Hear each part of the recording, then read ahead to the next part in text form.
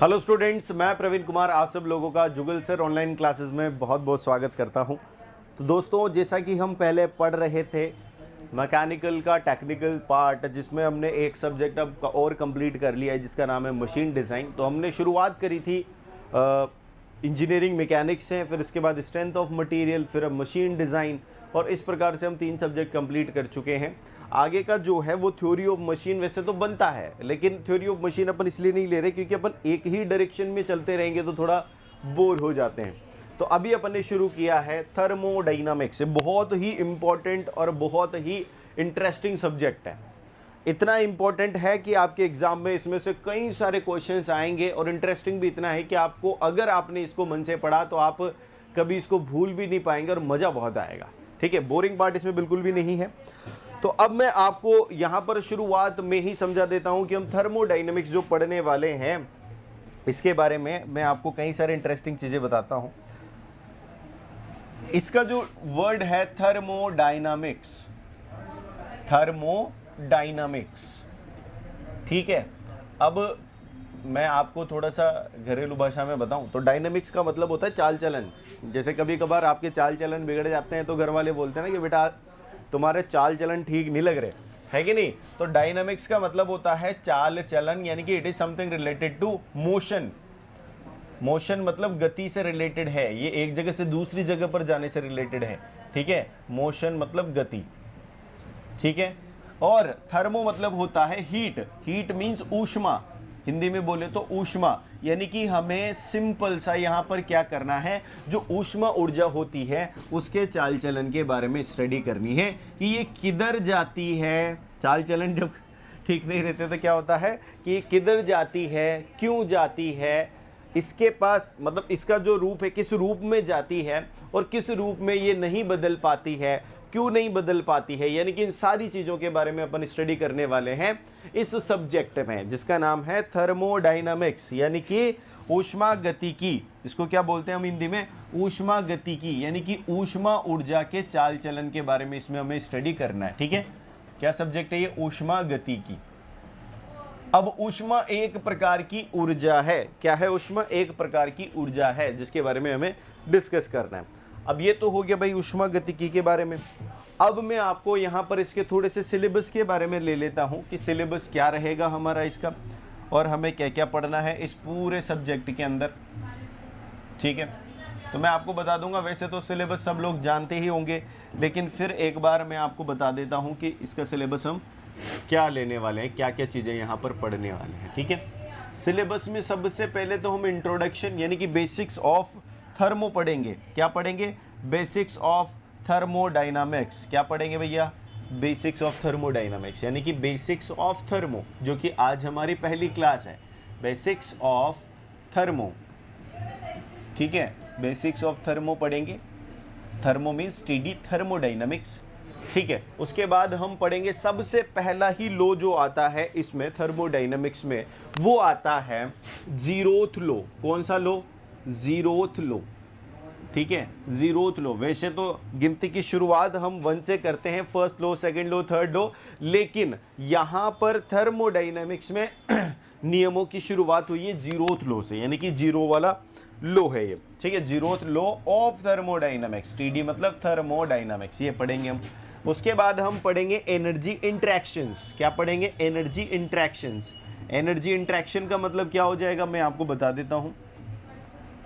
Energy interaction का मतलब हो जाएगा कि किस प्रकार एक सिस्टम दूसरे सिस्टम से एनर्जी का एक्सचेंज करता है, और वो एनर्जी का जो एक्सचेंज होता है वो किस पर बेस्ड होता है, वो पढ़ेंगे अपन अगले में, यानी कि first and second law of thermodynamics. क्या पढ़ेंगे? First and second law of thermodynamics, laws of thermodynamics हम पढ़ेंगे। यानी कि ये जो हम एनर्जी इंट्रैक्शन पढ़ेंगे, इस एनर्जी इंट्रैक्शन का रीजन क्या है, क्यों ऐसा हो रहा है, वो पढ़ेंगे अपन किसमें?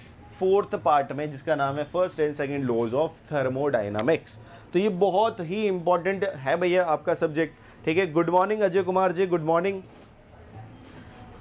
ठीक है, उसके बाद आता है भाई, हमने एनर्जी पढ़ ली। एनर्जी में सारी एनर्जी आ गई होगी, हीट एनर्जी, वर्क एनर्जी, और कहीं भी दूसरी प्रकार की एनर्जीज होती है, मैकेनिकल, केमिकल और जो भी है सारी चीज़ें पढ़ ली अपन ने, एनर्जी इंटरेक्शन पढ़ ली है, क्यों होता है हीट एक जगह से दूसरी जगह पर क्यों जाती है, कौन से फॉर्म में वो कन्वर्ट हो पाती हैं पूरी 100%, किस में नहीं हो पाती है, ये सारी बातें अपन इसमें पढ़ेंगे। ठीक है, उसके बाद में आता हूँ 5th पार्ट पर, वो रहेगा आपका entropy. Entropy is very important part. कई लोगों को ये एंट्रोपी समझ नहीं आती है, लेकिन ये एंट्रोपी जो है एग्ज़ाम में ज़रूर आती है, और ऐसी चीज़ जो एग्ज़ाम में हर साल शॉर्ट पूछी जाती है वो हमारे लिए बहुत इंपॉर्टेंट हो जाती है। देखो राइमिंग हो गया, ठीक है, ऐसी चीज़ जो किसके समझ नहीं आती है वो एग्ज़ाम में ज़रूर आती है। ठीक है, ये राइमिंग हो गया भैया। नेक्स्ट है हमारा एंट्रोपी के बाद properties of pure substance. Properties of pure substance, हालांकि ये अपन थोड़ा जल्दी कर लेंगे।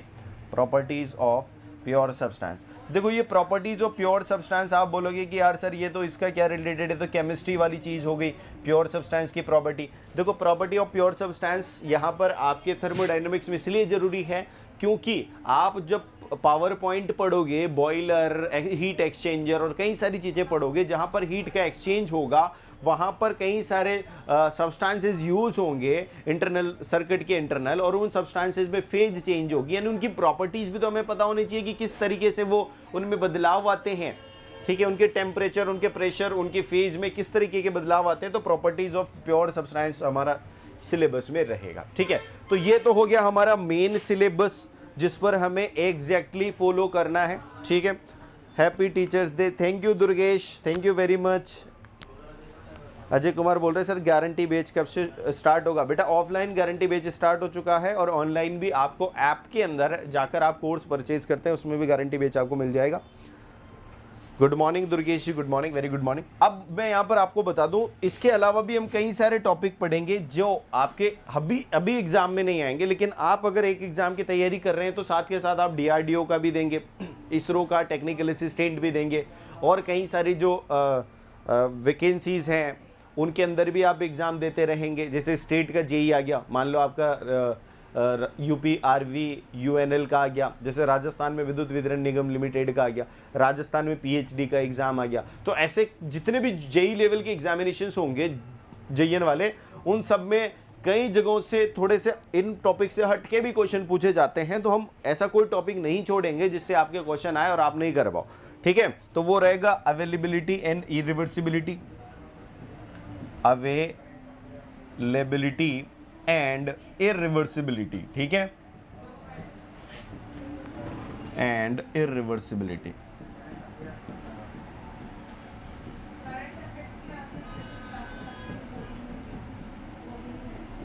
ठीक है, अवेलेबिलिटी एंड इरिवर्सिबिलिटी,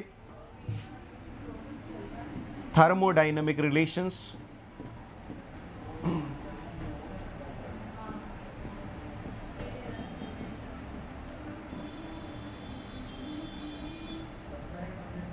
ठीक है, और 9th रहेगा मिसलिनियस, जिसमें आपके छोटे छोटे ऐसे चीज़ें भी बता दूंगा मैं जो आपके सिलेबस में नहीं है, लेकिन उनसे कभी कभार क्वेश्चंस आ जाता है। देखो एग्जामिनर का भरोसा नहीं है यार, वो कहीं से कुछ भी पूछ सकता है, उसको कोई ऐसा नहीं है कि उन्हें स्टैम्प पे लिख कर दे दिया आपको कि भाई ये सिलेबस है तो इसमें से पूछूंगा। एक आध दो क्वेश्चन ऐसे आते हैं जो आपको भी लगेगा कि this is out of syllabus, ठीक है, लेकिन हमें तो सारे क्वेश्चन अटैम्प्ट करने हैं, हमें तो सारे आने चाहिए। ऐसा तो है ही नहीं कि एग्जामिनर को बोल के हम उनका एक्स्ट्रा मार्क्स ले लेंगे, नहीं लेंगे। क्वेश्चन गलत आएगा तब बोनस मिल सकता है, लेकिन क्वेश्चन अलग आ गया सिलेबस से तो कोई आपको बोनस नहीं मिलेगा। ठीक है, बिकॉज वो आएगा थर्मो से ही, चाहे वो आपके सिलेबस में है या आपसे आगे के सिलेबस में है। ठीक है, तो ये सारी बातें अपन इस कोर्स में करेंगे। तो शुरुआत अभी अपन कर देते हैं, शुरुआत अभी हम कर देते हैं बेसिक कॉन्सेप्ट्स की, बेसिक्स ऑफ थर्मोडायनामिक्स। तो आज का जो हमारा मुद्दा है वो क्या है? बेसिक्स ऑफ थर्मो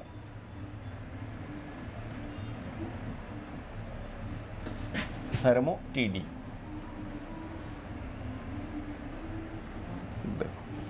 अब मैंने आपको बताया थर्मोडायनामिक्स क्या है भैया, ऊष्मा गतिकी है, ऊष्मा की गति से रिलेटेड चीज़ें वहाँ पर होती हैं, यही बात है।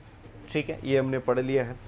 अब मैं यहाँ पर बताऊँगा, एक तो होती है heat, heat is also energy. ठीक है, एक होता है वर्क, ध्यान देना, यहाँ पर अगर मैं बात करूं तो हीट जो है, हीट को मैं वर्क में कन्वर्ट करूंगा। ये जो हमारा यहाँ पर जो हम बात कर रहे हैं, ये जो चैप्टर पूरा पढ़ेंगे, यहाँ पर हम हीट एनर्जी से वर्क को आउटपुट एज आउटपुट निकालेंगे, ठीक है ना। वर्क को एज एन आउटपुट निकालेंगे। जैसे हम पावर प्लांट की बात करते हैं, तो पावर प्लांट में क्या होता है, वहाँ पर भी सेम प्रोसीजर होता है। बॉयलर होते हैं, बॉयलर के अंदर हीट जो है केमिकल मीन से, यानी केमिकल एनर्जी को हीट एनर्जी में कन्वर्ट किया जाता है। फिर वो हीट एनर्जी वहाँ पर सिस्टम को संचालित करती है, और फाइनली जाकर mechanical energy in the sense work में काम होता है, वर्क होता है, फिर वो वर्क क्या करता है, इलेक्ट्रिकल एनर्जी में कन्वर्ट कर देता है। तो वो धीरे धीरे से एनर्जी कन्वर्जेंस होते रहते हैं। लेकिन अब मैं यहाँ पर बात करूँ तो सिंपल से हम वर्क की बात करते हैं। जैसे भाप इंजन की अगर हम बात करें, भाप इंजन जब सबसे पहले शुरू हुआ था ट्रेन में, तो भाप इंजन जो होता है, स्टीम इंजन, उसमें क्या था भाई, भाप के अंदर क्या होती है भाई, भाप सिंपल सा है क्या, भाप में कोई एनर्जी है क्या, सिंपल सी बात है कि यहाँ पर ऊष्मा एनर्जी है। किसके अंदर, भाप के अंदर। तो जो भाप की ऊष्मा थी, भाप इंजन, उस भाप की ऊष्मा को किसमें इंजन क्या करेगा भाई, मैकेनिकल वर्क में, किसमें, मैकेनिकल वर्क में कन्वर्ट कर रहे हैं। यानी कि यहाँ पर इसके पास जो हीट है, that heat is being converted into work, ठीक है, वर्क में कन्वर्ट हो रही है, ये काम हो रहा था। तो यहाँ पर भी अगर मैं बात करूँ हीट की, तो हीट क्या होती है, पूरी की पूरी वर्क में कन्वर्ट हो सकती है क्या। देखो यहाँ पर ध्यान देना, यहाँ पर भाप से एक तो क्या क्या हो रहा है, भाप क्या क्या काम कर रही होगी, वर्क तो कर ही रही है, साथ के साथ इंजन के पार्ट्स को गर्म कर रही है। बिल्कुल, किसको, इंजन को गर्म कर रही है। यानी कि कुछ इसके अंदर जो ऊर्जा होगी वो इंजन को गर्म करने में जारी होगी। कुछ लीक होकर जो भाप वहाँ से चिमनी से बाहर निकल रही थी भाप भाई, जो उसमें इंजन के अंदर चिमनी भी होती है ना, जिससे दुक दुक करके भाप ऊपर भी निकलती है। तो वो जो भाप है चिमनी से बाहर निकल रही थी, ठीक है, कुछ भाप चिमनी से बाहर, यानी कि वातावरण को गर्म करने का काम कर रही है। किसको, वातावरण को। यानी कि पूरी की पूरी हीट के बारे में अगर मैं बात करूं तो कभी ऐसा मौका नहीं मिलेगा वातावरण को गर्म करना, कभी ऐसा मौका आपको देखने को नहीं मिलेगा जब पूरी की पूरी हीट किसमें, वर्क में, कार्य में कन्वर्ट हो गई हो। कुछ तो लॉसेज होते हैं, जैसे कि अभी मैं आपको बता देता हूँ, आप बाइक चलाते हो, बाइक का इंजन देखो, बाइक में क्या होता है, सिंपल सा वर्क मिलता है, वो मैकेनिकल वर्क होता है जो फिर आपको आगे दौड़ा कर ले जाता है।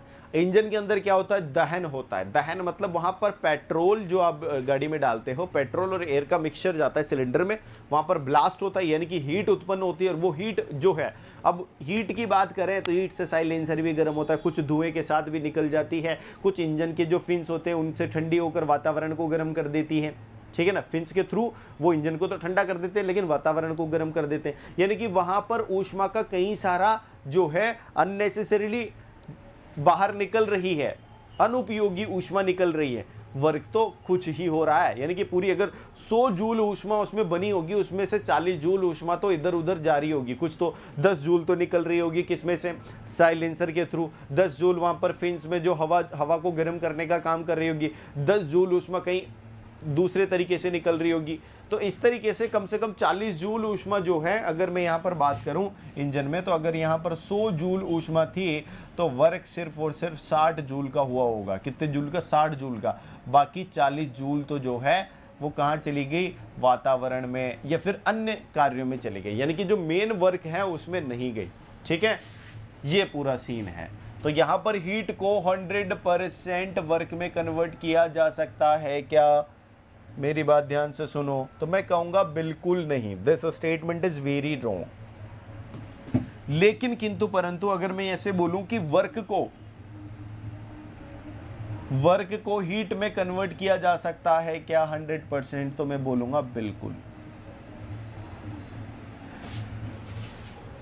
बिल्कुल, क्योंकि वर्क जो है वो हीट में कन्वर्ट आराम से हो सकता है। कैसे हो सकता है, आप ध्यान देंगे इसमें कि वर्क जो है भाई, वर्क के साथ जब वर्क हीट में कन्वर्ट हो रहा होगा ना, तो वर्क के साथ जो लॉसेज होंगे, जो ये वाले लॉसेज होंगे, ये भी किस प्रकार के होंगे, अगर मैं यहां पर बात करूं वर्क,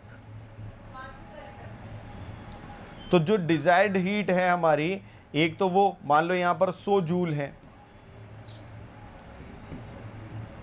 100 जूल कार्य है, इसको मैं ऊष्मा में कन्वर्ट करूं तो ये जो मेन जहां पर अपन माप रहे होंगे वहां पर 60 जूल जा रही होगी, लेकिन ये सराउंडिंग यानी वातावरण की बात करूं मैं, वातावरण जो हमारा एटमॉस्फेयर है उसकी बात करूं तो 40 जूल उसको जा रही होगी, लेकिन जा तो ऊष्मा ही रही है, क्या दूसरे रूप में जा रही है? नहीं, बिल्कुल। यानी कि वर्क जो है ऊष्मा के रूप में पूरा मिलाकर 100% कन्वर्ट हुआ जा सकता है, 100 के 100% ऊष्मा में कन्वर्ट किया जा सकता है।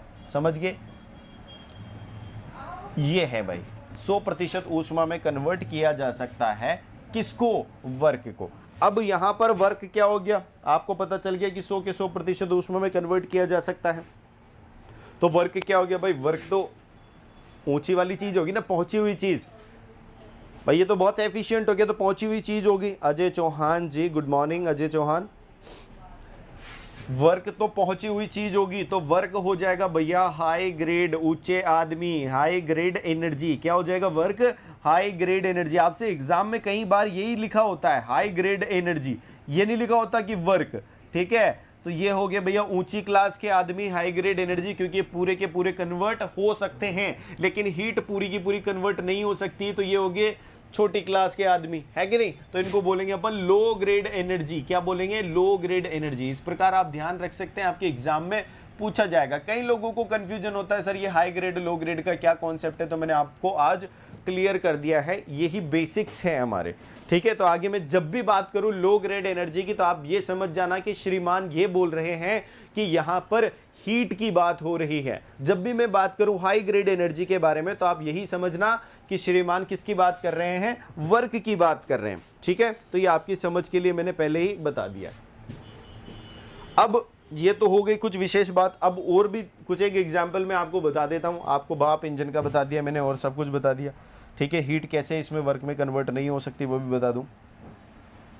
अभी आजकल आपने सुना होगा कि यार सोलर एनर्जी पर बहुत सारा काम हो रहा है, दुनिया भर लगी हुई है सोलर एनर्जी पे, क्योंकि सोलर जो सन जो है उसके पास अथाह सागर है एनर्जी का, ऊर्जा का अथाह सागर है। कौन? सूर्य। सूर्य के पास इतनी ऊर्जा है कि आप उससे ऊर्जा लेते लेते थक जाओगे, लेकिन वो देते देते नहीं थकेगा। तो क्यों नहीं उसकी ऊर्जा का एक कंस्ट्रक्टिव, एक ऐसा उपयोग कर लिया जाए जो हमारे मानव जीवन के काम में आए, बहुत अच्छे से उपयोग में किया जाए। तो यानी सूर्य ऊर्जा पर बहुत ज्यादा काम चल रहा है पूरे विश्व भर में, क्योंकि वो एक ऐसा सोर्स है जो कभी खत्म नहीं होगा। बाकी जैसे हम डीजल, पेट्रोल, जैसे हम कोल यानी कोयला, इन सब से बिजली बनाएंगे, तो ये सब ऐसे हैं एग्जॉस्टिबल सोर्सेज हैं, यानी कि ये ऐसे सोर्स हैं, ऐसे स्रोत हैं जो खत्म हो जाएंगे धीरे धीरे, लेकिन सूर्य कभी खत्म नहीं होगा, हवा कभी खत्म नहीं होगी। तो हम इस प्रकार से जा रहे हैं कि ऐसे उपयोगों, ऐसे स्रोतों का उपयोग करें जो कभी खत्म नहीं होने वाले। भाई लाइक कर दो क्लास को। ठीक है, तो यहां पर मैं बात करूं तो सन जो है, सन से अथाह सागर ऑफ एनर्जी निकलती है, ऊर्जा निकलती है, और ये ऊर्जा जनरली या तो रेडिएशन, ठीक है, विकिरण, या फिर ऊष्मा के रूप में निकलती है। तो ये जो ऊष्मा ऊर्जा के रूप में निकलती है, ये ऊष्मा ऊर्जा के रूप में निकलती है। तो आज तक साइंस इतना बढ़ गया, लेकिन साइंस पहले तो यहां पर मैं एक सोलर पैनल लगा देता हूं। ये सोलर पैनल से हम क्या करते हैं? सोलर पैनल हम क्यों लगाते हैं? विद्युत ऊर्जा में कन्वर्ट करने के लिए, यानी कि सूर्य की ऊर्जा को लाइट में बदलने के लिए, करंट में बदलने के लिए करते हैं। तो आज तक इंसान इतना काबिल नहीं हो पाया, इतने साइंस के डेवलपमेंट के बाद भी, कि जितनी हीट यहां से सूर्य से हमें एक प्लेट पर पड़ती है, जितनी हीट सूर्य से एक प्लेट पर पड़ती है, उसका सिर्फ और सिर्फ पहले तो 0.01% ही हम उपयोग कर सकते थे, यानी कि हीट को 0.01% ही हम कार्य में बदल पा रहे थे। लेकिन साइंस धीरे धीरे जैसे बढ़ा, तो हमने इस परसेंटेज को बढ़ाया, और अभी हम पहुंच पाए सिर्फ 0.1% पर। किस परसेंट पर? 0.1% पर नहीं, 0.1% से भी अभी अपन आगे पहुंच चुके हैं, 1% पर पहुंच चुके हैं। कितने परसेंट? 1%। और जिस दिन मान लो 100% हम कर पाए, तो पता है ये जितने भी पावर प्लांट्स है ना, सब बंद हो जाएंगे। कैसे हो जाएंगे? क्योंकि सोलर से ही हम खूब एनर्जी बना सकते हैं। तो भैया हीट जो है उसका सिर्फ और सिर्फ सूर्य से जो आने वाली विकिरण, उसका 1% हम उपयोग में कर पाते हैं। यानी कि बाकी जो 99% हीट है वो वर्क में कन्वर्ट नहीं हो रही है। वो क्या है? लॉस है। 99% क्या है? लॉस हानि, ये क्या होगी, ये हानि किस में होगी, सिर्फ ऊष्मा में होगी, ठीक है। कार्य के रूप में होगी क्या, नहीं, ये क्या होगा, कार्य के रूप में, यानी कि वर्क के रूप में होगा ये 1%, यानी 1% ही हम यहां पर कार्य उपयोगी कर पाए, बाकी तो हमने क्या कर दिया, समझ में आ रही है बात, हीट के तौर पे ही इसको नुकसान कर लिया है।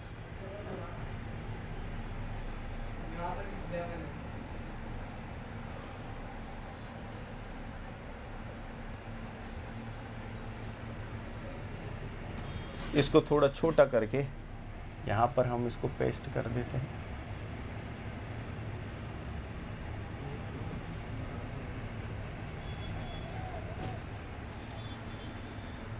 ठीक है, सबको बढ़िया दिख रहा है अब, ओके नाइस।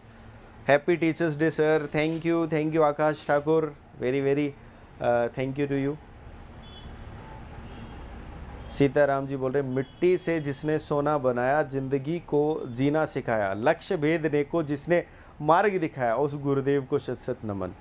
आपको भी शत शत नमन जो इतना अच्छा लिखकर आपने दिखाया।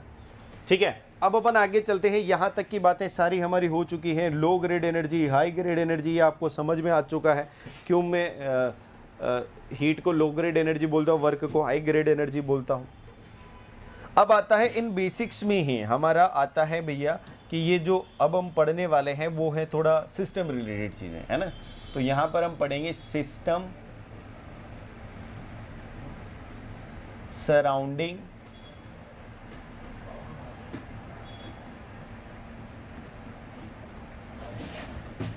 एंड यूनिवर्स, यही पढ़ते हैं अपन। बाउंड्री भी पढ़ते हैं, ठीक है। सिस्टम सराउंडिंग एंड बाउंड्रीज लिख लेते हैं, यूनिवर्स तो उसमें आ ही जाएगा फिर। बाउंड्री,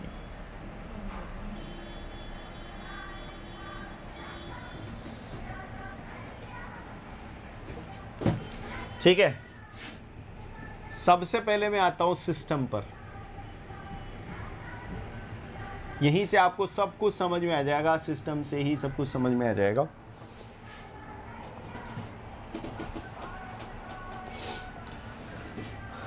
देखो सिस्टम क्या होगा, ये होगा स्पेस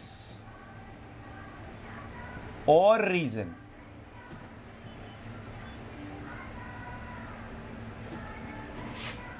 स्पेस और रीजन इन विच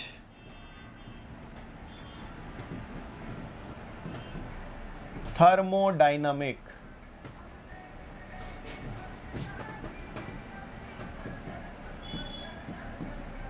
study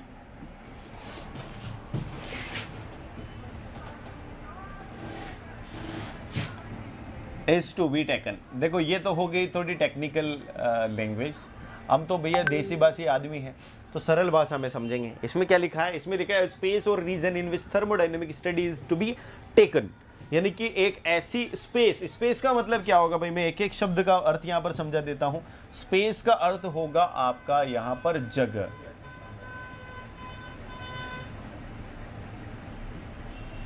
अच्छा फिर रीजन क्षेत्र, ठीक है, ये होता है इनका, यानी किसी एक जगह पर या किसी एक क्षेत्र में हम अगर थर्मोडायनेमिक स्टडी करना चाहते हैं तो उस क्षेत्र और उस जगह को हम क्या बोलेंगे, सिस्टम। जैसे मैं बोल सकता हूं कि मुझे इस कमरे का, किस कमरे का, जिस कमरे में मैं आपको पढ़ा रहा हूं, जहां पर बोर्ड लगा है, जहां पर कैमरा लगा है, मुझे इस कमरे का थर्मोडायनेमिक स्टडी करना है, तो ये कमरा क्या हो गया, मेरा सिस्टम हो गया।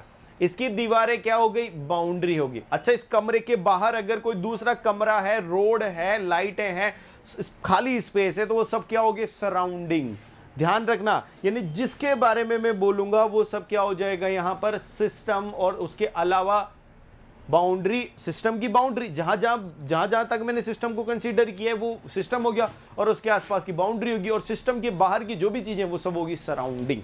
ठीक है, जैसे अब पहले कमरे की बात चल रही, कमरा सिस्टम था, अब कमरे पे फोकस करते रहो आप। अब मैं एक और चीज बताता हूं, मैं इस पेन के बारे में स्टडी करना चाहता हूं, this pen is to be studied. अब इस पेन के बारे में स्टडी करूंगा तो ये पेन हो जाएगा मेरा सिस्टम। अब ये क्या कमरा भी सिस्टम है, नहीं, कमरा तब सिस्टम था जब कमरे की स्टडी कर रहे थे, अब पेन की स्टडी कर रहे हैं तो पेन सिस्टम है, और पेन का ये जो आउटर सरफेस है ये इसकी बाउंड्री है, और पेन के बाहर जितना भी कमरा है सब कुछ ये सराउंडिंग है। यानी कि अगर मैं बोलूं इस इत्ते से स्पेस की मुझे पढ़ाई करनी है, इसके बारे में, इसके थर्मोडायनेमिक प्रॉपर्टीज के बारे में जानना है, तो ये हो जाएगा मेरा सिस्टम, और इस सिस्टम को डिफाइन करने वाला जो बॉर्डर होगा वो बॉर्डर कहलाएगा मेरी बाउंड्री।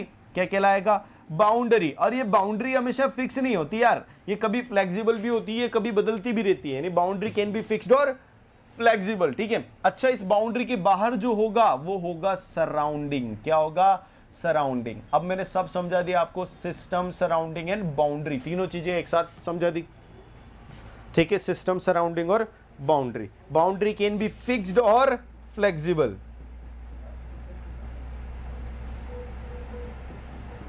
ठीक है, यहां तक सबको क्लियर है? सबको क्लियर है भाई? आकाश ठाकुर जी, थैंक यू। किसी को कोई कष्ट तो नहीं है यहां तक? बता दो, हम एक एक चीज बिल्कुल क्लियर करके चलना चाहते हैं। ठीक है, तो सराउंडिंग क्या हो गया? सिस्टम के बाहर की सभी चीजें सराउंडिंग होगी। अब यहां पर मैं चाहता हूं कि यूनिवर्स क्या होगा। देखो, यूनिवर्स वो होगा जिसके अंदर उस यूनिवर्स के अंदर आपका सिस्टम भी आ जाता है, आपकी बाउंड्री भी आ जाती है, और आपका सराउंडिंग भी आ जाता है। इस पूरी एंटिटी को बोलते हैं हम यूनिवर्स। क्या बोलते हैं इसको हम? यूनिवर्स। समझ में आ गई बात? इसको क्या बोलते हैं हम? यूनिवर्स। मीन्स अगर मैं यूनिवर्स को डिफाइन करना चाहूं तो universe can be defined as क्या हो जाएगा?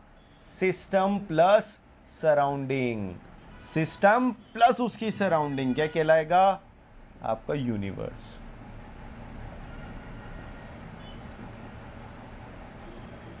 समझ में आ गई? इफ आई वॉन्ट टू, देखो समझ में आएगी ना बात सबको? ओके, क्लियर, बहुत बढ़िया। तो यूनिवर्स भी क्लियर हो गया भाई आपको सिस्टम क्लियर हो गया, आपको सराउंडिंग क्लियर हो गया। अब अपन पढ़ते हैं आगे टाइप्स ऑफ सिस्टम में, कि यार सिस्टम कितने टाइप्स के होते हैं। यहां तक सबको क्लियर है? किसी को नहीं हो तो बता दो भाई चैट सेक्शन में। वैसे मुझे उम्मीद है कि सब लोगों को क्लियर होगा। किसी को कोई तकलीफ कष्ट तो नहीं होने वाला है इसमें, इसको समझने में।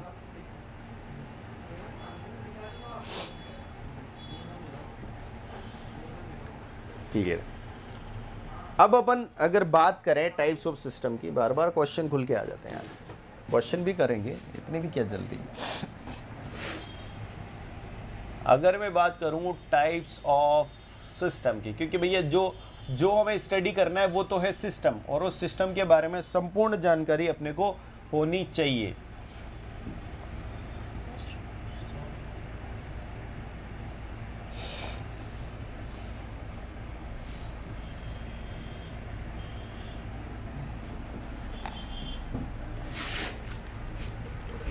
देखो, एक है हमारा कौन सा सिस्टम? सबसे पहले होगा हमारा क्लोज सिस्टम।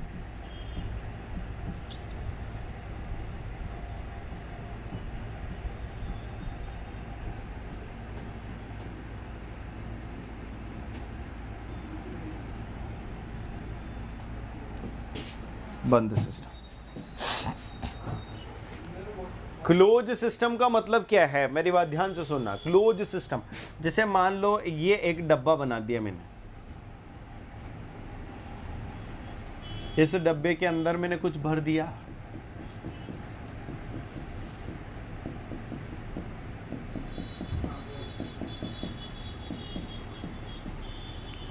अब मैंने इस डब्बे के अंदर भर दिया।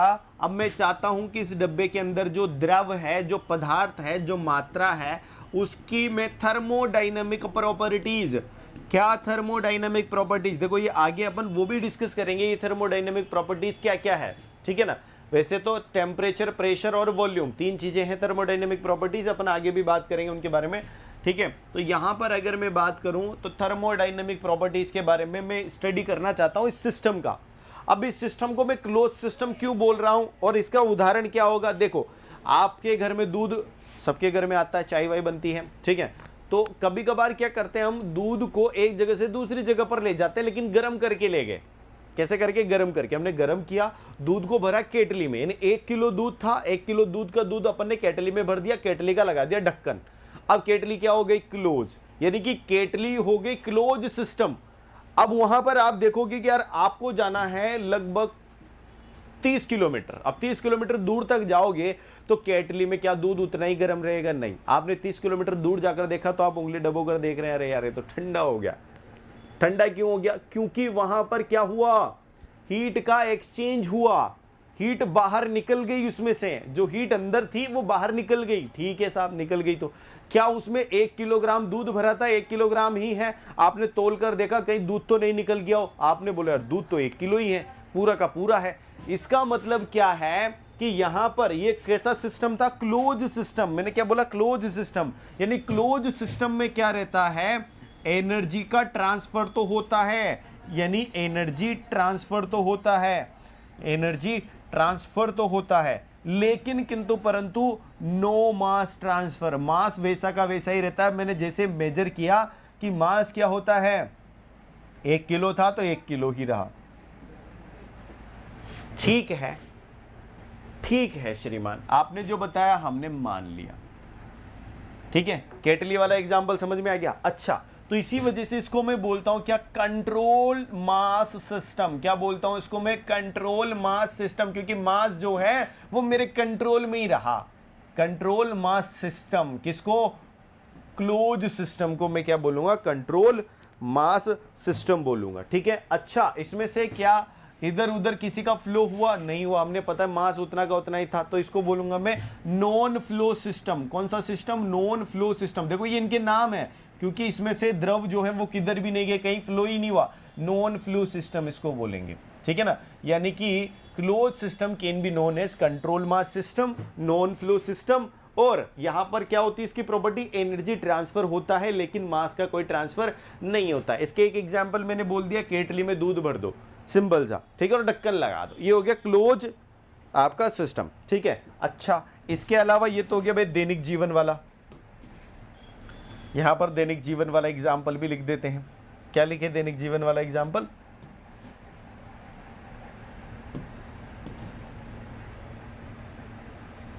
हिंदी में लिख देते हैं, केतली में दूध, दूध, ठीक है। साथ में भी लिख देते ढक्कन लगा हुआ है, ढक्कन लगा हुआ है। ठीक है, समझ में आ गया भाई? ये तो हो गया दैनिक जीवन वाला। अब एक और दैनिक जीवन वाला बताता हूं, जो कि थोड़ा वैज्ञानिक है। दूसरा है वैज्ञानिक। क्या है भैया? मैं बता देता हूं। थर्मोमीटर, नाम सुना है थर्मोमीटर का? डॉक्टर साहब मर्क्यूरी थर्मोमीटर का उपयोग करते थे जब आप जाते थे। आजकल तो डिजिटल आने लग गए।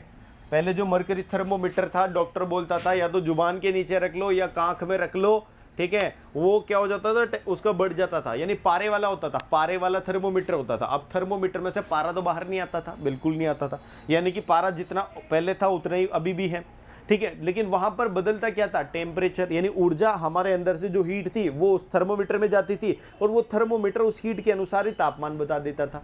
ठीक है, यानी कि वो थर्मोमीटर क्या था? Close system. सिर्फ और सिर्फ एनर्जी का एक्सचेंज होता था, मास का कोई एक्सचेंज नहीं होता। यानी अलग से हम उसके अंदर पारा नहीं जोड़ेंगे, क्योंकि हमारे जीवन में पारा अपन ने बाहर कभी देखा ही नहीं है, सिर्फ थर्मामीटर में देखा है। ठीक है, तो थर्मोमीटर इसका एक एग्जाम्पल हो गया। ठीक है, एक रेफ्रिजरेटर, रेफ्रिजरेटर जो घरों में फ्रिज लगा होता है, वो भी एग्जाम्पल है किसका? क्लोज सिस्टम का। अब मैंने आपको क्लोज सिस्टम इतने अच्छे से बताया कि जीवन में आप अभी इस क्लोज सिस्टम को कभी ओपन नहीं कर पाओगे, कभी भूलोगे ही नहीं, मतलब। ठीक है। दीप्ति राम टेके बोल रहे हैं, वाह sir, thank you Deepti ji, thank you. बस आपको समझ में आना चाहिए, यही हमारा उद्देश्य होता है। तो हमने यहाँ पर बताया क्लोज सिस्टम क्या होगा उसके बारे में। अब अपन पढ़ेंगे ओपन सिस्टम के बारे में। तो मैं चाहता हूँ कि यार ये ओपन सिस्टम भी यहीं समझा दिया जाए। तो इसको थोड़ा छोटा करके कुन्ने में रख लें।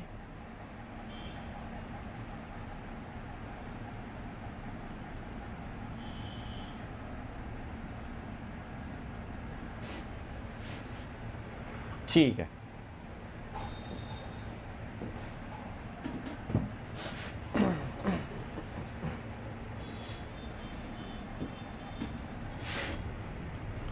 दूसरा है ओपन सिस्टम।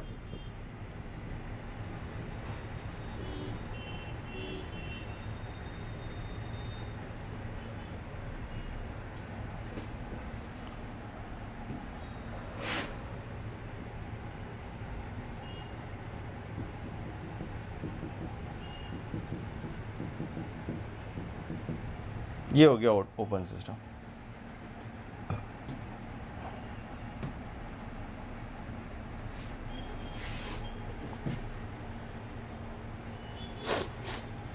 देखो ओपन सिस्टम का एक सिंपल सा एग्जांपल मैं देता हूं आपको। आपने घर में कभी चाय बनाई है? अब आप सोचोगे यार से चाय दूध के आसपास ही चल रही पूरी थर्मोडाइनमिक्स। चाय बनाई है, चाय बनाकर उसमें क्या डाल दिया? दूध डाल दिया, उसमें चाय पत्ती डाल दी, उसमें पानी मिला दिया, उसमें अदरक डाल दिया, सब कुछ डाल दिया, बढ़िया। शक्कर वक्कर भी भूल मत जाना, वो भी डाल दी, ठीक है। अब आप उसको गर्म किए जा रहे हो, गर्म किए जा रहे हो। अब आपको आ गया किसी का फ़ोन, भाई चाय को गर्म कर देना, वो बढ़िया, अरे बढ़िया उखलने दो एक बार, ऐसे कड़क चाय पियेंगे आज। फ़ोन आ गया, अब आप फ़ोन में मस्त है, किसी समवन स्पेशल का फ़ोन आ जाता है तो चाय क्या, पूरा जीवन भुला देते हैं, पूरी सबको भुला देते हैं लोग।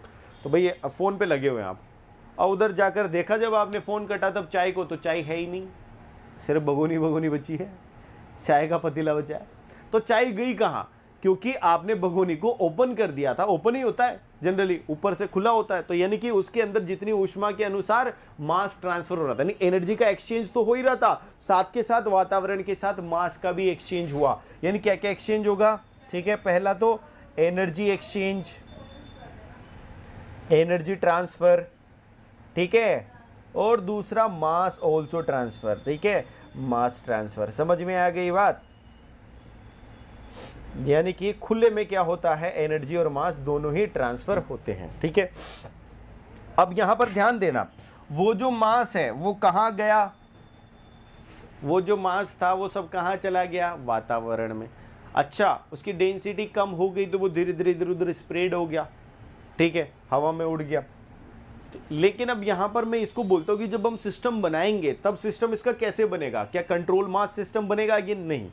मास को आप एक साथ मेजर कैसे करो? क्योंकि कुछ तो हवा में, हवा वाले को उठा के मेजर करने लगोगे क्या भाई? उसको भी ऐसे उस पर तोलने लगोगे कि तुला पर, जिसको बोलते हैं वेटिंग मशीन, वेइंग मशीन पर, सॉरी वेइंग मशीन पर तोलने लगोगे कि जो हवा में उड़ गया भाई, उसमें से पानी दूध सब तो हवा में उड़ गया ना, नहीं कर पाओगे। यानी कि मास का तो अब यहां पर फंडा कर नहीं सकते। लेकिन अगर मैं एक स्पेस ले लूं, एक कमरे का ले लूं, तो उस कमरे के अंदर ही है, वो बाहर नहीं गया अभी, है कि नहीं? सिस्टम को बड़ा कर दूं उस ओपन सिस्टम से, तो सराउंडिंग भी उसमें ले लूं मैं, यूनिवर्स की तरह से सराउंडिंग भी ले लूं मैं कमरे को, तो वो कमरे की जो सराउंडिंग होगी उसके अंदर होगा। यानी कि वॉल्यूम अभी हमारा कंट्रोल्ड है, ठीक है। तो यहां पर मैं इसको बोलता हूं कंट्रोल वॉल्यूम सिस्टम। कौन सा सिस्टम? कंट्रोल वॉल्यूम सिस्टम बोलता हूं। लेकिन अब यहां पर फ्लो तो हुआ ही है, आप सब देख रहे हैं, फ्लो तो हुआ ही है। कैसा फ्लो हुआ है? फ्लो हुआ है ना, भगोनी से निकलकर बाहर वातावरण में ऐड हो गया, तो उसको बोलेंगे अपन फ्लो सिस्टम। ये नॉन फ्लो सिस्टम नहीं है, कैसा? ये फ्लो सिस्टम है, ठीक है। तो ये सारी बातें मैंने यहां पर आपको बता दी। अब इसके एग्जाम्पल्स पर अगर मैं आऊं, इसके एग्जाम्पल्स पर अगर मैं आऊं तो आप देखेंगे कि इसके एग्जाम्पल्स क्या क्या हो सकते हैं। एक तो मैंने बताया भगोने में चाय बनाना। भगोने में देखो, मेरी तरफ तो ऐसे ही बनता है, भगोने में चाय बनाना और याद दिलाने के लिए गर्लफ्रेंड से फ़ोन पर बातें करना। तो फिर क्या होगा? चाय का टूट जाना, ठीक है। वह चाय का टूट जाना, टूट जाने का मतलब होगा कम हो जाना, है ना, ऐसा नहीं टूट गए बिखर गए। ये तो ये हो गया दैनिक जीवन का। दूसरे भैया साइंटिफिक एग्जाम्पल्स भी दो सर, जो हमारे एग्जाम में आ सकते हैं। Piston cylinder system. कौन सा सिस्टम? Piston cylinder system. आप गाड़ी जानते हो, बाइक चलाते हो, तो वहाँ पर क्या होता है? ऊर्जा का स्थानांतरण तो होता ही है, क्योंकि कार्य में रूपांतरित हो रही है। बाहर जो इंजन है वो गर्म हो रहा है, साइलेंसर के थ्रू बाहर निकल रहा है। यानी कि यहाँ पर क्या हो रहा है? साइलेंसर के थ्रू धुआं बाहर निकलेगा तो उसमें से कुछ पदार्थ भी बाहर निकलेगा, ठीक है। पेट्रोल आप अंदर डाल रहे हो, यानी मास का फ्लो तो हो रहा है ना, पेट्रोल अंदर जा रहा है, धुआं बाहर निकल रहा है, यानी कि यहाँ पर मास भी स्थानांतरित हो रहा है। यानी कि ओपन सिस्टम है, ऊर्जा और मास दोनों का स्थानांतरण हुआ है तो ओपन सिस्टम, यानी पिस्टन सिलेंडर सिस्टम जो होता है वो क्या कहलाता है, इंजन वाला आपका ओपन सिस्टम कहलाता है। ठीक है, एक तो ये उदाहरण हो गया, और भी कई सारे उदाहरण अभी अपन करेंगे जब एक साथ इसको कंबाइन करेंगे। ठीक है, या भी दे दूं, देखो, और पावर पॉइंट के जितने भी उपकरण हैं, जैसे कि मैं बता देता हूं, चलो उदाहरण के तौर पर बॉयलर, जब हम पढ़ेंगे तो पता चलेगा कि बॉयलर भी क्यों ओपन है। बॉयलर में पढ़ता हूं कंडेंसर, ठीक है ना, ये सारी चीजें हम पढ़ने वाले, कंडेंसर, हीट एक्सचेंजर, ठीक है, और क्या क्या है ओपन सिस्टम, पंप, ठीक है, एक्सेट्रा लिख देते हैं, कई सारे हैं ऐसे तो, लेकिन अपन कुछ ही लिख पाएंगे। तो ये हो गया आपका क्लोज सिस्टम, ओपन सिस्टम, दोनों को मैंने साथ में कंपैरेटिवली समझा दिया है। सर किस चीज का क्लास है, राहुल सरोज बोल रहे हैं, बेटा ये जूनियर इंजीनियर का क्लास है, एमपी सब इंजीनियर, एसएससी जेई या फिर रेलवे जेई का। आरआरबी में जूनियर इंजीनियर की वैकेंसी आएगी ना, तो उसके लिए ये मैकेनिकल का क्लास है। ठीक है, साइंस केमिस्ट्री का नहीं है।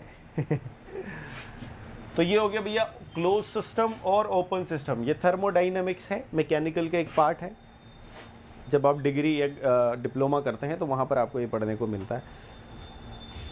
ठीक है, ये क्लियर है सबको, समय अभी बचा है हमारे पास, तो और भी चीज़ें हम समझ लेते हैं। एक आता है आइसोलेटेड सिस्टम। कौन सा सिस्टम, आइसोलेटेड सिस्टम, ठीक है ना।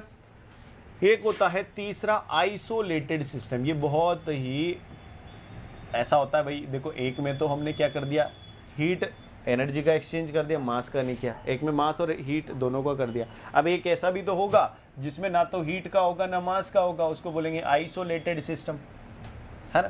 तो ये होगा आइसोलेटेड सिस्टम। अब आइसोलेटेड सिस्टम में क्या होगा, पहले तो क्लोज होगा, मास नहीं ट्रांसफर होना चाहिए, क्लोज। फिर ऊर्जा भी स्थानांतरित नहीं होनी चाहिए, यानी कि यहां पर इंसुलेटिंग मटेरियल चिपका दूं मैं आसपास इसके, जो ऊर्जा के स्थानांतरण को रोक दे, चिपका दिया। यानी क्लोज सिस्टम को अगर इंसुलेट कर दिया जाए तो वो क्या बन जाएगा, आइसोलेटेड सिस्टम। देखो इसका कोई एग्जांपल याद आ रहा है क्या जीवन में? बिल्कुल, आजकल सब लोग क्या करते हैं, थर्मस या थर्मो फ्लास्क वाली बोतल यूज करते हैं। मतलब चाहते हैं कि गर्मी के दिनों में अगर हम बिल्कुल फ्रिज से ठंडा पानी भर के लाएं तो वो पूरे दिन भर गर्म नहीं होना चाहिए, जितना ठंडा भरा था उतना ठंडा ही रहना चाहिए। इसका मतलब क्या हुआ, उसके अंदर जो ऊष्मा थी वो बाहर नहीं जानी चाहिए, और बाहर के अंदर जो वातावरण गर्म है उसकी ऊष्मा अंदर नहीं आनी चाहिए।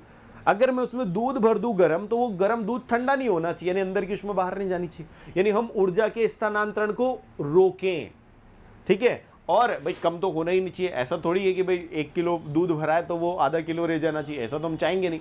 यानी कि यहाँ पर क्लोज करते ही तो मास का ट्रांसफर रोक दिया, इंसुलेट करते ऊर्जा का ट्रांसफर रोक दिया। यानी कि मैं यहाँ पर कह सकता हूं no mass transfer, no mass transfer, और साथ के साथ नो एनर्जी ट्रांसफर। समझ में आ गई बात। आइसोलेटेड सिस्टम में क्या होगा, ना तो कोई मास ट्रांसफर होगा और ना ही कोई एनर्जी ट्रांसफर होगी। ठीक है, समझ में आ रही बात। अच्छा, तो इसका एक एग्जांपल बता दो सर, ऐसा कुछ है क्या? बिल्कुल, मैंने अभी आपको जनरल एग्जांपल बताया। एक तो थर्मो फ्लास्क यानी थर्मस वाली बोतल, थर्मस बोतल लिख दूं मैं यहां पर, ठीक है। और ये जो यूनिवर्स हमने पढ़ा था, मैं आपको वहीं पर ले जाता हूं वापस जहां पर अपन ने पढ़ा था सिस्टम वगैरह। कहां चला गया भैया? हाँ, यहां पढ़ा था कि नहीं, आगे है। ये हमने पढ़ा था सिस्टम, सराउंडिंग और बाउंड्री। तो ये सिस्टम, सराउंडिंग और बाउंड्री सबको मिलाकर मैंने बोला था universe. Universe is known as system plus surrounding. तो ये जो था यूनिवर्स, ये यूनिवर्स भी किस तरह से एक्ट करता है, ये यूनिवर्स भी एक्ट करता है, यूनिवर्स भी एक्ट करता है किसकी तरह, आइसोलेटेड सिस्टम की तरह। यानी कि सिस्टम में से जो एनर्जी निकली होगी या सिस्टम में से जो मास निकला होगा वो किस में जाएगा, सराउंडिंग में। यानी कि अगर सिस्टम और सराउंडिंग दोनों का मिलाकर देखूं तो ना तो कुछ निकला है ना कुछ गया है, सब कुछ वही है, ठीक है, यूनिवर्स में। तो universe act as isolated system, ठीक है, ये बात है साहब। समझ में आ गई बात? सबको क्लियर कट है? तो क्लियर कट है तो इसके अंदर कुछ तो भर दें यार। दूध तो भर दें इस थर्मस के अंदर। अब इसको हम थोड़ा सा कंपाइल करेंगे। कंपाइल करने के लिए मैं यहाँ पर इनको पहले सेट कर देता हूँ अपनी अपनी जगहों पर, क्योंकि नोट्स भी तो अच्छे बनने चाहिए। अच्छे नोट्स के लिए सबको अच्छी जगह पर सेट करना ज़रूरी है। और एक और काम कर लेते हैं अपन, इसको भी अच्छी जगह सेट कर देते हैं। आ जाओ भाई, आ जाओ, नीचे आ जाओ इधर।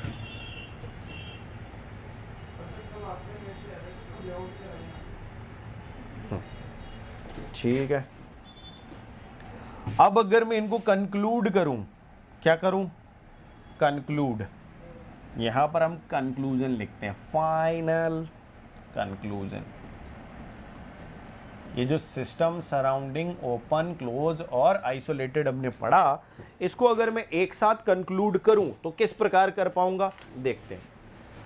यहां पर मैं लिखता हूं सिस्टम, मेरे पास होगा सिस्टम, भाई जो मैंने पढ़ा है वो सिस्टम, ठीक है। यहां पर लिखता हूं मैं एनर्जी, कि एनर्जी का ट्रांसफर होगा या नहीं, ठीक है। दूसरा मैं बोलता हूं मास, और तीसरा हम लिखते हैं एग्जाम्पल। क्या क्या एग्जाम्पल्स होंगे भाई, सबको एक साथ समराइज करेंगे ना। अगर एक साथ आपको रिवाइज करना है तो आप इतना सारा क्यों पढ़ोगे, ये एक टेबल को देख लो बस। अरे बुद्धिजीवी हो, दिमाग का इस्तेमाल करेंगे ना हम, तो काहे हम इधर उधर पूरा रिवाइज करेंगे। तो पहला होगा हमारा कौन सा सिस्टम, क्लोज सिस्टम, ठीक है। मैं ज़्यादा बड़ा नहीं लिखूंगा यहाँ पर, क्लोज सिस्टम। क्लोज सिस्टम में एनर्जी का ट्रांसफर होगा क्या, बिल्कुल होगा। क्या मास का ट्रांसफर होगा क्या, बिल्कुल नहीं। इसके एग्जाम्पल्स क्या क्या होंगे, मैंने बताए थे यहाँ पर, थर्मोमीटर और रेफ्रिजरेटर। थर्मोमीटर मैं छोटा छोटा लिखूंगा, देखो, रेफ्रिजरेटर,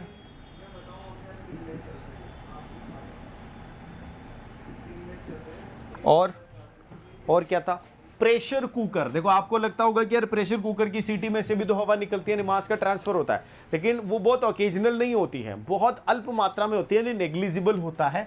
इस वजह से प्रेशर कुकर को भी हम क्या मानते हैं, क्लोज सिस्टम। ध्यान रखना, कभी परीक्षा में पूछ लिया जाए कि प्रेशर कुकर किस प्रकार का सिस्टम है, तो प्रेशर कुकर जो है वो सिस्टम है किस प्रकार का, क्लोज प्रकार का। और एक होता है बॉम्ब थर्मोमीटर। बॉम्ब थर्मोमीटर यही नाम है क्या, सॉरी बॉम्ब कैलोरीमीटर नाम है, मैंने गलत कर दिया, बॉम्ब कैलोरीमीटर। बॉम्ब कैलोरीमीटर का मतलब क्या है, बॉम्ब कैलोरीमीटर एक तरह का थर्मोमीटर है या फिर एनर्जी मीटर है, जो क्या करता है, किसी भी फ्यूल के अंदर, किसी भी ईंधन के अंदर कितनी विशिष्ट ऊष्मा होती है। अब विशिष्ट ऊष्मा अलग टॉपिक डाल दिया आपने बीच में। विशिष्ट ऊष्मा का मतलब होता है कि अगर 1 किलोग्राम में क्या जलाऊं, पेट्रोल जलाऊं, तो उसमें से कितनी ऊष्मा उत्पन्न होगी, वो ऊष्मा की मात्रा जो है, वो ऊर्जा की मात्रा जो है, वो कहलाती है विशिष्ट ऊष्मा। यानी 1 किलोग्राम ईंधन को बर्न करने पर कितनी ऊष्मा उत्पन्न होती है, वो कहलाती है विशिष्ट ऊष्मा। और उसको मापने के लिए बॉम्ब कैलोरीमीटर का इस्तेमाल हम करते हैं। इससे ज्यादा अभी हम इसके बारे में जाने इसकी कोई जरूरत नहीं है, ठीक है। आपको ये जानना है बॉम्ब कैलोरीमीटर क्या है, एक तरीके का क्लोज सिस्टम है, ठीक है। दूसरा सिस्टम है हमारा ओपन सिस्टम, ठीक है। तो ये ओपन सिस्टम में क्या क्या है भैया, ओपन सिस्टम में दुनिया भर की चीजें आ जाती है। ओपन सिस्टम में एनर्जी भी ट्रांसफर होती है, मास भी ट्रांसफर होता है, ठीक है। सबसे पहला एग्जाम्पल क्या लिया था अपने ओपन सिस्टम में, पिस्टन सिलेंडर, ठीक है। और क्या लिया, बॉयलर ले लो, और क्या लोगे, हीट एक्सचेंजर ले लो, और क्या लोगे, पंप ले लो, और क्या लोगे भैया, कंडेंसर ले लो, बहुत सारे हैं, ठीक है ना।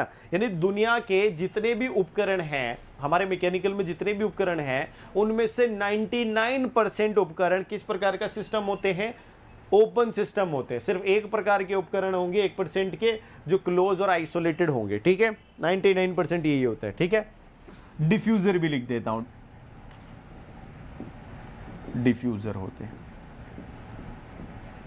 ये पढ़ लिया हमने ओपन सिस्टम।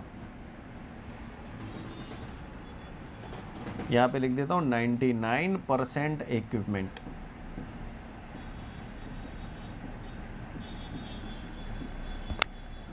अब होगा तीसरा आइसोलेटेड।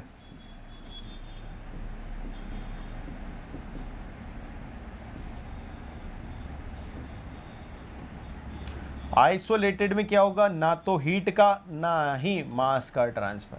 ठीक है, अब इसके उदाहरण क्या होंगे, आप जानते हैं उसके उदाहरण कुछ लिमिटेड ही हैं क्योंकि बहुत कम पाया जाता है। एक तो है यूनिवर्स,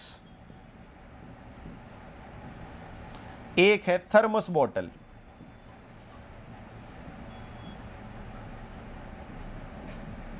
एक तो यूनिवर्स और एक थर्मस की बॉटल, ये हो जाएंगे इसके उदाहरण। सबको समझ में आ गया होगा?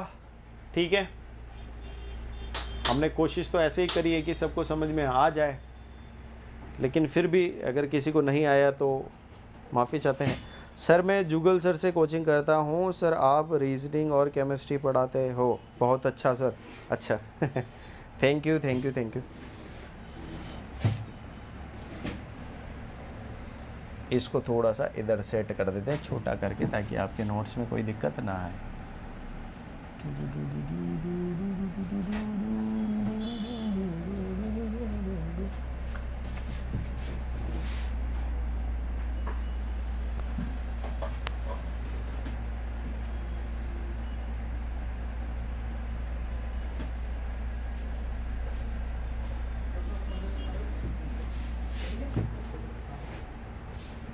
ठीक है भैया, यहाँ तक क्लियर है सबको, किसी को कोई दुख दुविधा तो नहीं है? बहुत बढ़िया।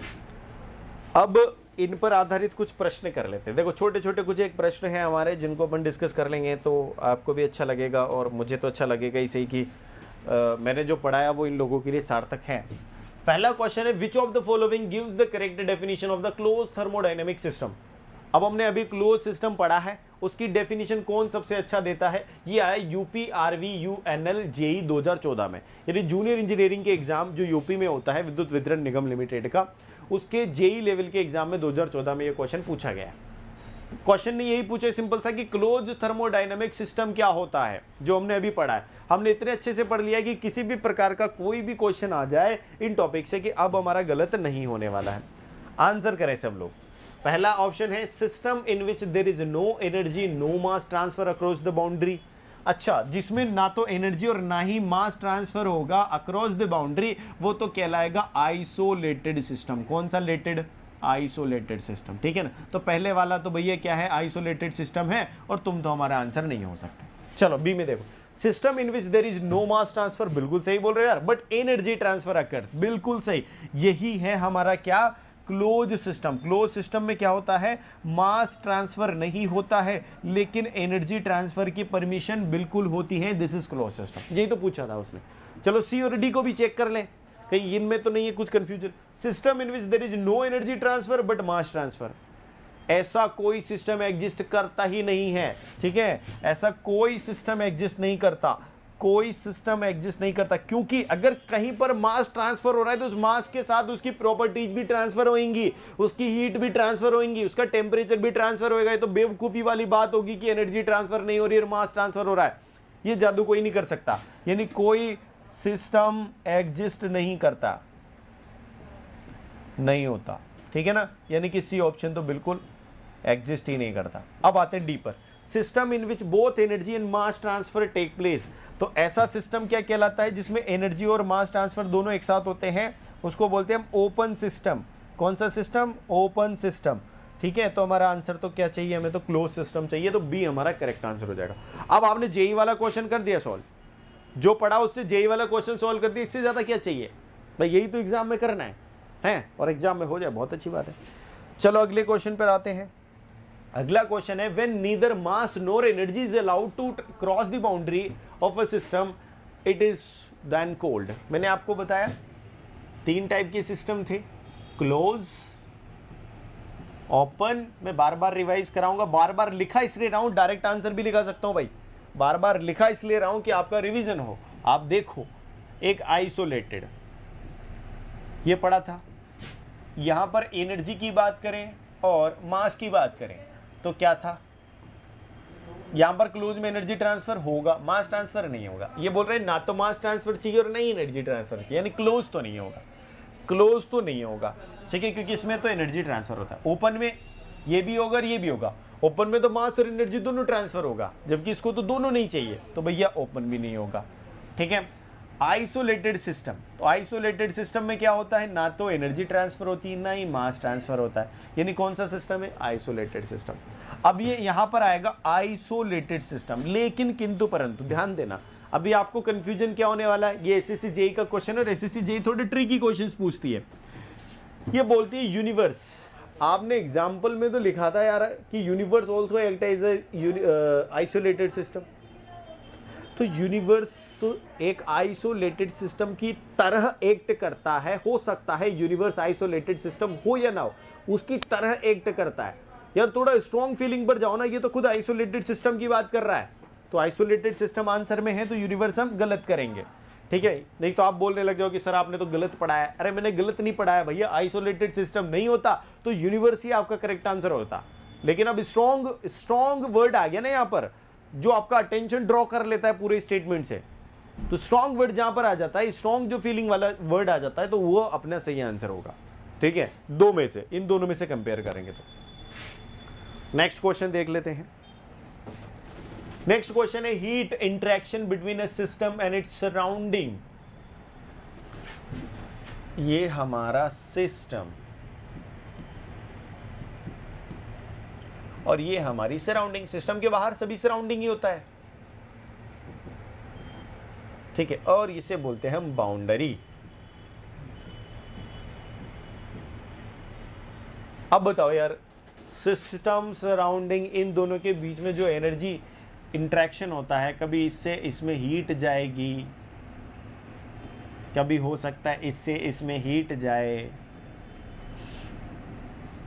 Heat is the form of energy, simply ये एनर्जी का फॉर्म है, तो हम डायरेक्ट एनर्जी भी बोल सकते हैं। एनर्जी इंटरेक्शन हीट के फॉर्म में हो सकता है, रेडिएशन के फॉर्म में हो सकता है, तो एनर्जी इंटरेक्शंस भी हम बोल सकते हैं, ठीक है।